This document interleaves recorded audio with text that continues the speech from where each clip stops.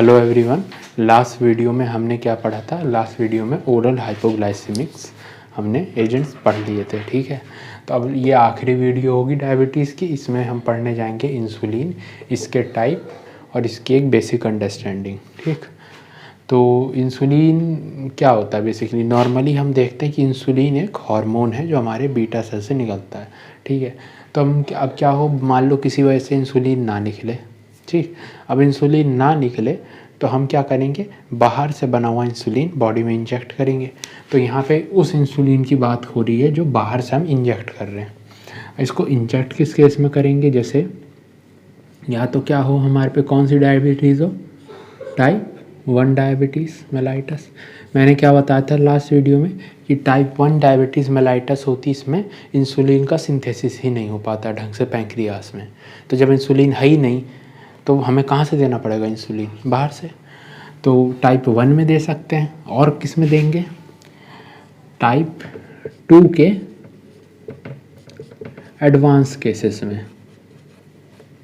इस टाइप 2 में क्या बताया था कि टाइप 2 में सबसे पहले आती है इंसुलिन रेजिस्टेंस।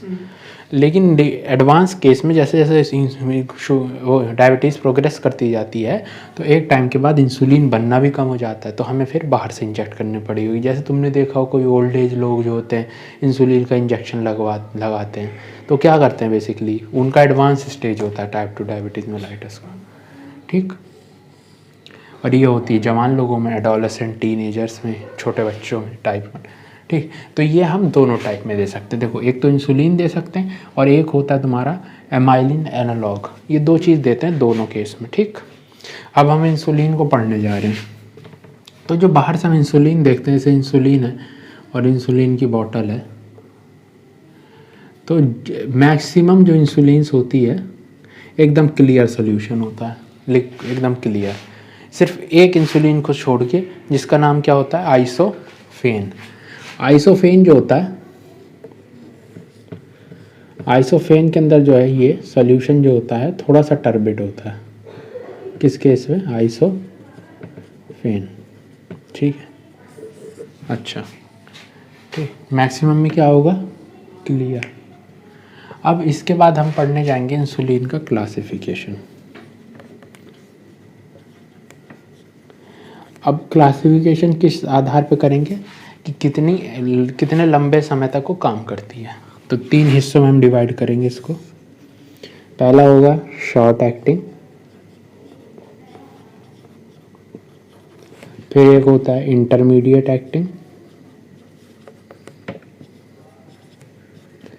तीसरा है आपका लॉन्ग एक्टिंग, ठीक।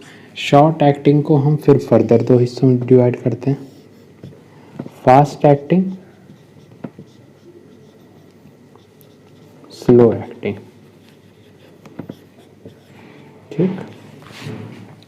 अब इसमें क्या करेंगे हम, इसके कुछ एग्जांपल्स हैं वो समझ लेते हैं,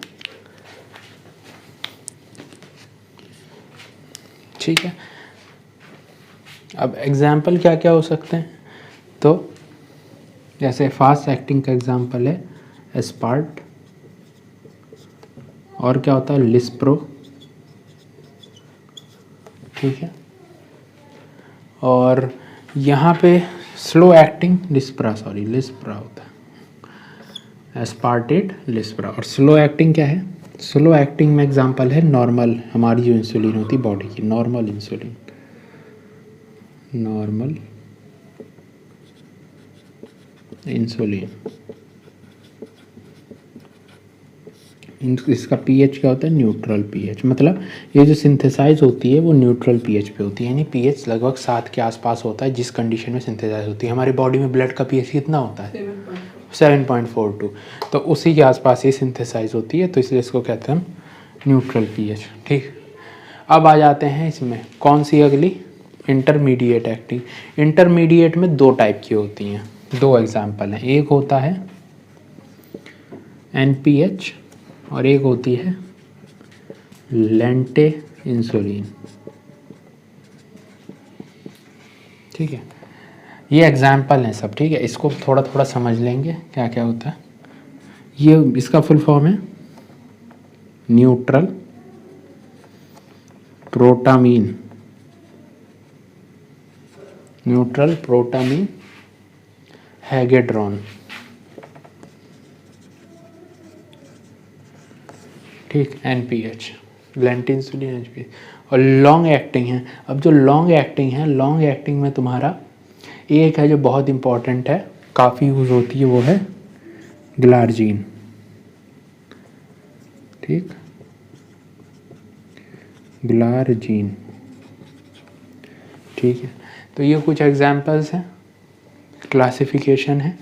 अब इसके बाद हम फास्ट एक्टिंग को पहले पकड़ेंगे, एस्पार्टेट, लिस्प्रा, और क्या क्या होता है उनमें, ठीक। तो पहले हम पकड़ लेते हैं फास्ट एक्टिंग, ठीक है, शॉर्ट एक्टिंग में फास्ट एक्टिंग। देखो फास्ट एक्टिंग यानी कि ये किस टाइप की इंसुलिन है, ये होती है मोनोमेरिक इंसुलिन, मोनोमेरिक इंसुलिन। मतलब जैसे ये इंजेक्ट किया तुमने, तो जैसे ही मान लो ये गई सबक्यूटेनियसली, तो क्या होगी, ये इसमें जो पॉलीमर होंगे वो ऑन स्पॉट ब्रेक हो जाएंगे मोनोमेरिक इंसुलिन्स में, ठीक है। अब बताओ, जो अगर ये पॉलीमर से टूट के मोनोमर बन गया, तो मोनोमर आसानी से क्या हो सकता है, वेसल्स में डिफ्यूज़ हो सकता है। और अगर वेसल्स में आसानी से डिफ्यूज़ होगा तो इफ़ेक्ट जल्दी आएगा। तो इसमें लगाने के 15 से 20 मिनट बाद ही इफ़ेक्ट आ जाता है शॉर्ट एक्टिंग इंसुलिन में, ठीक है। क्या क्या एग्जांपल है, एस्पार्टेट, लिस्प्रा, ठीक। अच्छा, तो अब मुझे बताओ, अगर 15 से 20 मिनट पहले इफेक्ट आ रहा है तो खाने की कितनी देर पहले लोगे, 15 से 20 मिनट पहले, ताकि जब खाना खाओगे तो उसके बाद जो खाना खाने के बाद क्या होता है, PPH, पोस्ट प्रैंडियल हाइपरग्लाइसीमिया। तो इसके इफ़ेक्ट को स्लो डाउन करने के लिए हम खाने से 15-20 मिनट पहले ले लेंगे, ताकि जब खाना खाएं उसी टाइम पे इंसुलिन भी निकल रहा हो, ठीक। अच्छा, फास्ट एक्टिंग हो गया। फिर स्लो एक्टिंग, शॉर्ट एक्टिंग में हमारी नॉर्मल इंसुलिन, ठीक। अब नॉर्मल इंसुलिन जो होती है, इसका जो एक्टिंग पीरियड होता है वो होता है लगभग 30 to 45 मिनट्स, ठीक है। अच्छा, ठीक है। तो इसके बारे में बहुत ज़्यादा नहीं पढ़ना है, क्योंकि ये नॉर्मल इंसुलिन जो होता है ये फिजियोलॉजी का पार्ट होता है, उसमें पूरा डिटेल में बताया जाता है कि इसमें 2 चेन्स होती हैं, डाइसल्फाइड बॉन्ड होता है, पहले प्रो इंसुलिन बनता है, प्री प्रो होता है, प्रो बनता है, इंसुलिन बनता है, ठीक है। तो सारा फिजियोलॉजी में अच्छे से बताया जाता है, तो उससे देख सकते हो तुम, ठीक। इसके बाद आते हैं इंटरमीडिएट एक्टिंग पे। इंटरमीडिएट एक्टिंग में क्या होगा, जो इंटरमीडिएट एक्टिंग वाली इंसुलिन्स है, ये हम क्या कर रहे थे, जैसे 15 से 20 मिनट पे दे रहे थे और इसका इफ़ेक्ट लगभग कुछ घंटे रह रहा था खाने के बाद, ठीक। अब ये वाली जो है इंटरमीडिएट एक्टिंग, इसका इफ़ेक्ट रहता है लगभग 8 से 12 घंटे। अगर 8 से 12 घंटे तो हम इसको कैसे देंगे, दिन में 2 बार BD डोजिंग करेंगे, या फिर 8 घंटे रहेगा तो QD 4 बार डोजिंग करेंगे इंसुलिन की। कौन सा, इंटरमीडिएट इंसुलिन, ठीक। अच्छा, इसमें 2 टाइप के इंसुलिन है, कौन से हैं, एक तो है न्यूट्रल प्रोटामिन हैगेड्रॉन, ठीक है, न्यूट्रल प्रोटामिन हैगेड्रॉन, और दूसरा क्या है, लेंटी इंसुलिन, ठीक है। अब इसमें होता क्या है, बनता किससे, देखो पहली चीज़ है प्रोटामीन।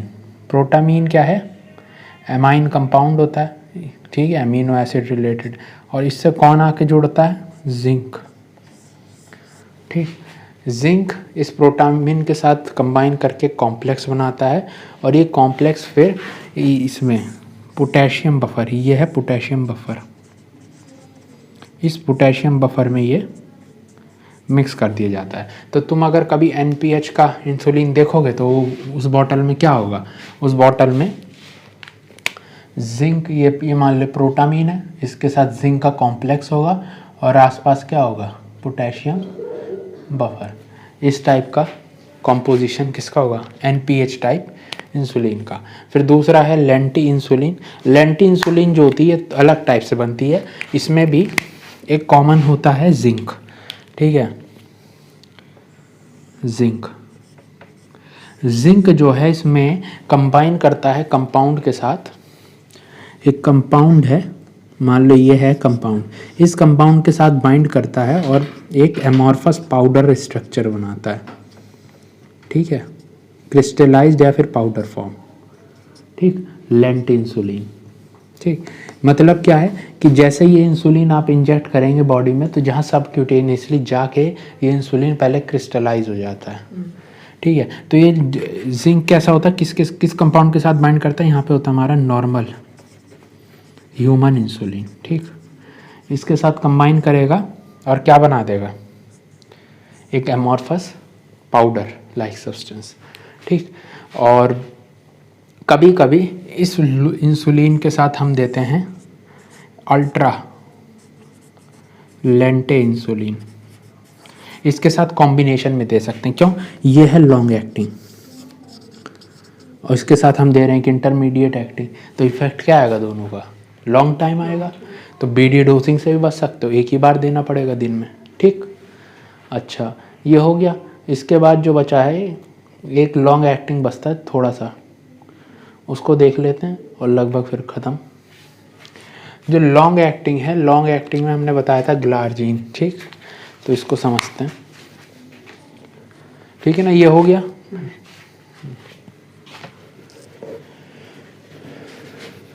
देखो मैकेनिज्म वही है सबका सेम है ना, तो बार बार रिपीट करने कोई मतलब नहीं। क्या है मैकेनिज्म, कि भाई इंसुलिन रिसेप्टर पे बाइंड करेगा, इंसुलिन रिसेप्टर ग्लूट को बढ़ा देंगे और GLUT4 पोटेशियम सोडियम के ग्लूकोज के इंटेक को बढ़ा देगा, यही होता है। तो बार बार क्यों रिपीट करना, बस हम ये देख रहे हैं कितने टाइप्स के इंसुलिन दिए जाते हैं। लास्ट है लॉन्ग एक्टिंग, ठीक है। लॉन्ग एक्टिंग हमने एक बताया सबसे मेन, कौन सा, ग्लार्जीन। ग्लार्जीन में देखो क्या क्या है, ग्ला बना है ग्लाइसिन से, आर बना है आर्जिनिन से, और इसके साथ कंबाइन होती है तुम्हारी रेगुलर इंसुलिन, ठीक है।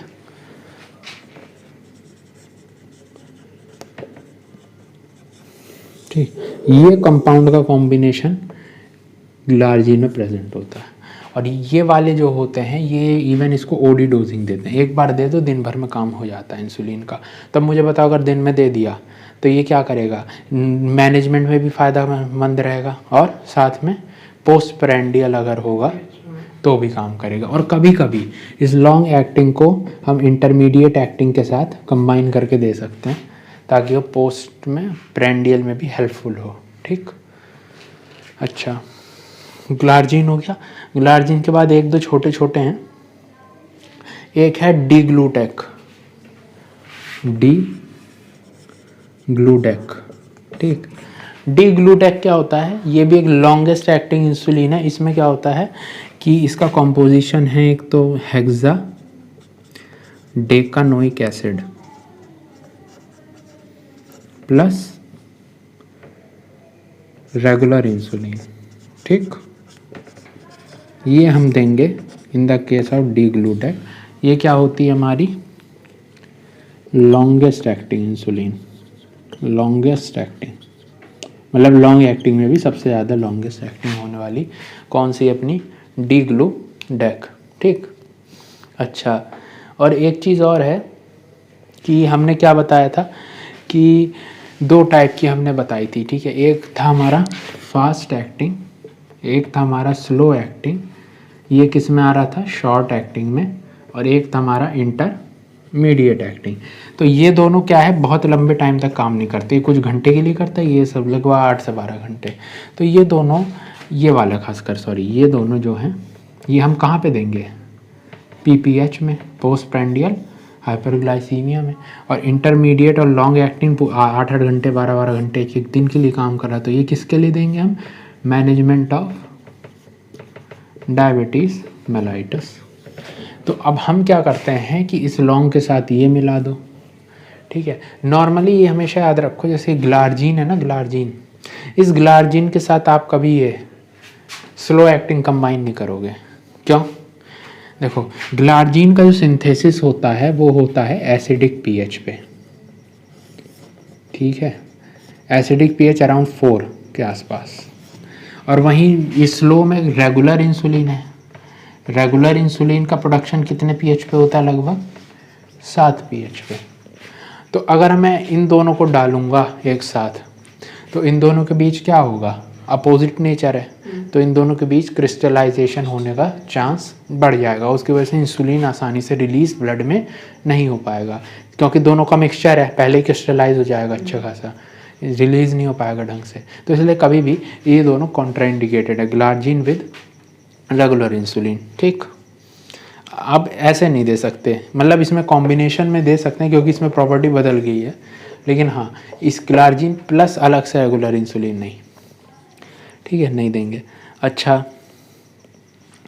अब इसके बाद जो है यहाँ पे तुम्हारा जो है जितने भी वो है क्या नाम इंसुलिन के टाइप्स वो ख़त्म होते हैं। ठीक, इसके बाद हम देखेंगे इसका रूट क्या होता है। ठीक है, रूट मेजरली जो है 2 रूट से दी जाती है आइडियली, सबक्यूटेनियस और एक होता है इनहेलेशनल रूट। ठीक, सबक्यूटेनियस रूट और इनहेलेशनल रूट। ठीक है, अब सबक्यूटेनियस में मोस्ट कॉमन साइट कहाँ पे लगाते हैं इसका इंजेक्शन, एब्डोमेन। एब्डोमेन में सिर्फ ये सेंटर वाले पैराम्बिलाइकल रीजन को छोड़ के, यहाँ नहीं लग रहा तो और कहाँ, lateral aspect of thigh, thigh पे भी लगा सकते हैं, और कहाँ लगा सकते हैं, ग्लूटियस पे। ठीक, तो ये कुछ जगह है जहाँ पे ये लगाए जा सकते हैं। ठीक है, ओके, सो ये हो गया तुम्हारा रूट। रूट के बाद इसके कुछ जैसे साइड इफेक्ट। ठीक, इंसुलिन डाला ब्लड में, इंसुलिन क्या करेगा ब्लड में, ग्लूकोज के लेवल को कम करेगा। तो साइड इफेक्ट एक क्या हो सकता है, अगर बहुत लंबे समय तक देंगे तो हाइपोग्लाइसीमिया। ठीक है, दूसरा क्या है, जैसे मान लो इंसुलिन है ब्लड में तो क्या करेगा, सेल में एक्टिवेट करता है एक पंप को, इसको कहते हैं सोडियम हाइड्रोजन ट्रांसपोर्टर। ठीक है, तो ये क्या करेगा, ये करेगा तुम्हारे सोडियम को अंदर डालेगा, क्योंकि सोडियम बाहर कम ज़्यादा है अंदर कम है, सोडियम अंदर बढ़ता जाएगा बढ़ता जाएगा। जब अंदर सोडियम की मात्रा बढ़ने लगेगी तो ये एक्टिवेट करता है तुम्हारे एक चैनल को जिसको कहते हैं सोडियम पोटेशियम ATPase। ये क्या करेगा, सोडियम को पंप करेगा और पोटेशियम को अंदर लेगा, तो पोटेशियम की मात्रा बाहर क्या होने लगेगी, देखो सोडियम अंदर क्या बाहर आ गया, लेकिन पोटेशियम अंदर जा रहा है, तो सोडियम की मात्रा बाहर क्या हो जाएगी, कम। इसी को क्या कहते हैं, हाइपोकैलेमिया।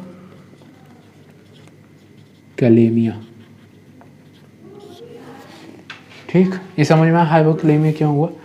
ठीक है, और क्या हो सकता है, देखो इंसुलिन जो है फैट के मेटाबॉलिज्म से रिलेटेड होता है, तो अगर इंसुलिन ही ढंग से नहीं निकल रहा है तो मेटाबॉलिज्म भी गड़बड़ होगा, यानी क्या होगा, एक टाइप से लाइपो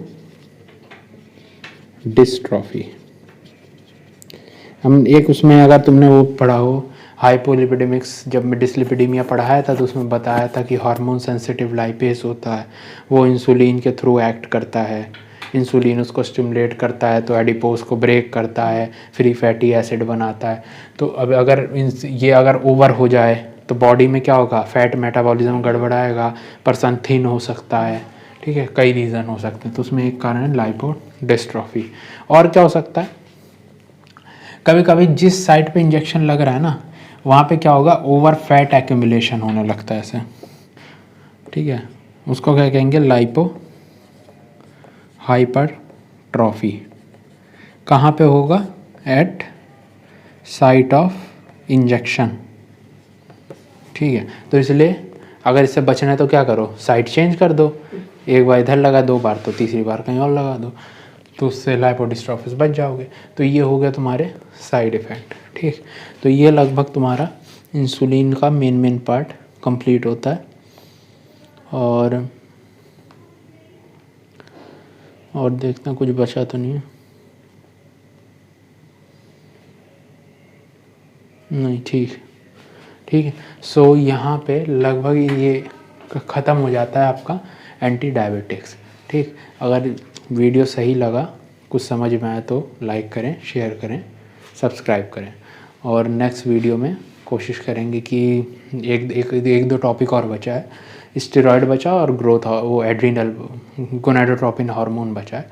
तो ये दोनों कंप्लीट कर लेंगे तो लगभग तुम्हारा एंडोक्राइन ख़त्म हो जाएगा, ठीक है। So thank you very much, bye.